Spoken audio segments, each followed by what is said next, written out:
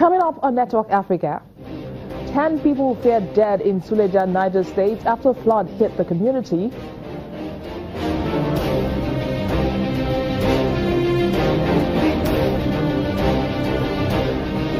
And Kenya's president and members of parliament will have their salaries cut after next month's election.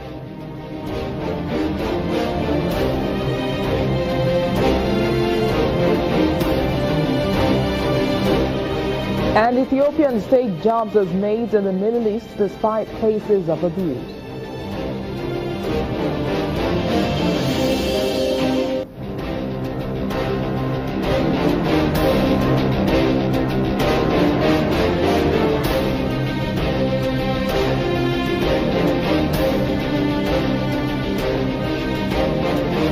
Hello everyone, I am Bisi Adebayo. Let's begin with a look at stories that made headlines over the weekend. Hundreds of civilians and dozens of military personnel gathered in Kaloubiya, northern Egypt on Saturday for the funeral of a military officer killed in car bomb attack on Friday. Khalid al-Maghrabi was one of at least 23 Egyptian soldiers killed when suicide car bombs tore through 2 military checkpoints in North Sinai in an attack claimed by Islamic State that marks one of the bloodiest assaults on security forces in years. Security sources added that another 26 soldiers were also injured in Friday's attacks. The military put the casualties lower, saying the attacks had killed and injured a total of 26 soldiers, without providing a breakdown of the figure. Elsewhere, Libyan Coast Guards rescued about 85 migrants off the shore east of Tripoli on Saturday, but more migrants were believed to be missing. The migrants were rescued about 6 miles northwest of the town of Garabuli and were brought ashore with the help of fishermen. Garabuli, about 50 kilometers east of the capital, is a common departure point for migrants trying to reach Europe. Smugglers usually cram the migrant into flimsy rubber boats with homemade wooden bases. This journey was such a terrible and disastrous journey. We lost about 40-something to 30-something to 40-something souls. 7 kids died. The mother, pregnant women died. All I have to say is to advise my rest that are about to come, because I know they are about to come travelers. Because my advice to them is that they shouldn't waste their life in search of going to Italy. They should just be wherever they are. Whatever they are earning for a living, they should just manage it, because in this life, anything, no matter the minimum it is, it should be okay with us. Let me say some, because of our greed, want to make money in abundance, want to be stinking rich. I don't see anything there. What I saw yesterday was such a terrible one. I thank God that I made it, because when we got to the sea, seeing our fellow human being dying, we couldn't rescue them. Most make it to international waters, where they are picked up by ships and taken to Italy.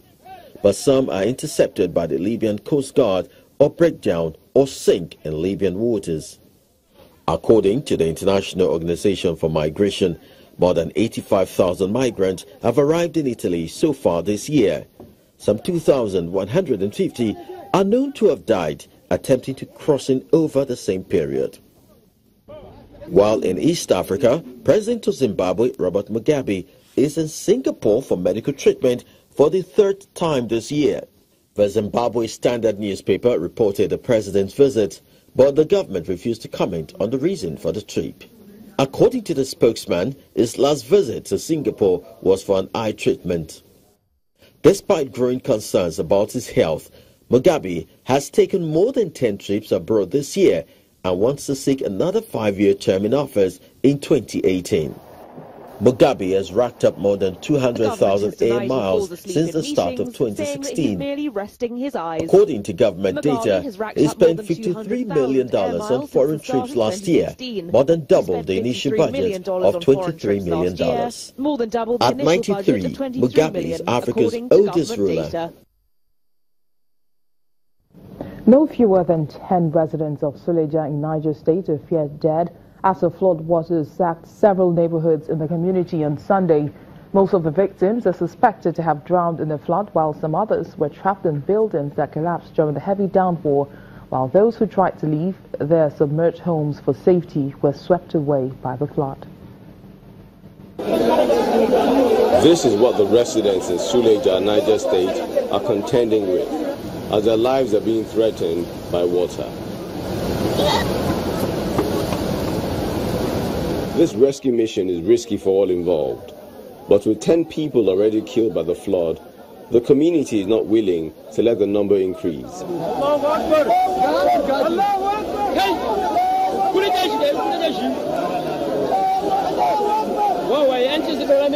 The determined group succeeds to the relief of the crowd. The young man is lifted into the waiting ambulance.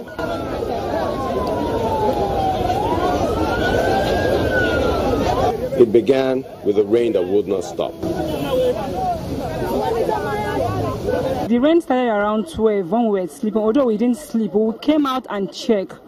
But then the rain did not meet all the places. Later around 2 o'clock, I heard my neighbors they were knocking my door. Please come out, come out. The rain is almost eating up your house. The reports from here are not encouraging. We've come and assessed the place and we see a lot of damages. A lot of houses have been submerged. Others washed away completely. People rendered homeless. And not just houses, there are other facilities that are also affected. We as a local government, we can't do anything. The little we can do, we'll see what we can do from now till tomorrow. But the state government have to come in, also the federal government has to come in, because this is a national disaster. With October recognized as a month that sees the end of the rainy season in the country, Nigerians are bracing up for a tough challenge in containing the rampaging flood. What they would love to see urgently is firm action by the government that will chart a path of the water and end the agony they're facing now.